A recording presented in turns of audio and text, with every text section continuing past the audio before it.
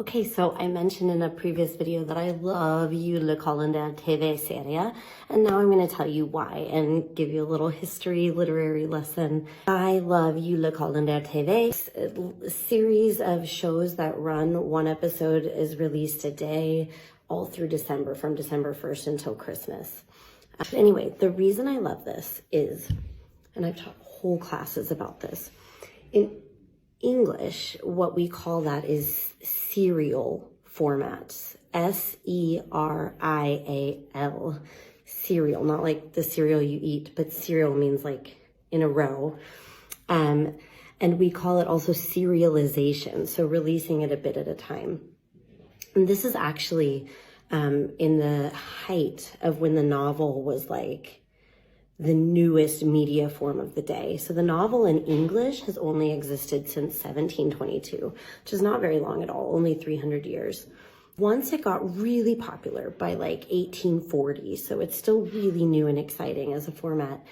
The main way it was produced and given to the public was they would get sold to magazines, and you would get, like, through the subscription of your magazine, they would release parts of it. So sometimes it was over the course of a year, sometimes it was over the course of 18 months, it really depended, but experienced by people, not all at once, not in binge watching, not in binge reading, but a little bit at a time.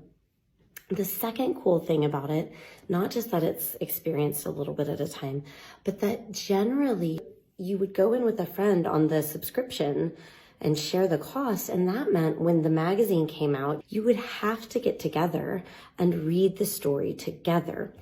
Stories were experienced slowly over time, number one. Number two, they were experienced socially.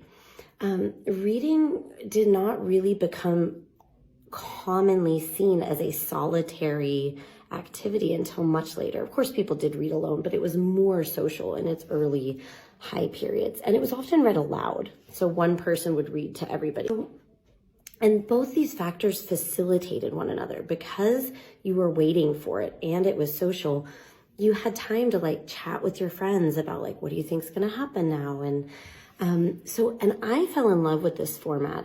I teach Victorian literature, and we're known in that time period for really long books, like 900-page books.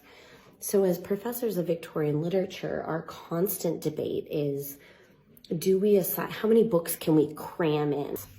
I decided to do it after I had tried to read a book by Anthony Trollope, and his books are just, I'm a specialist. I read this for a living, and his books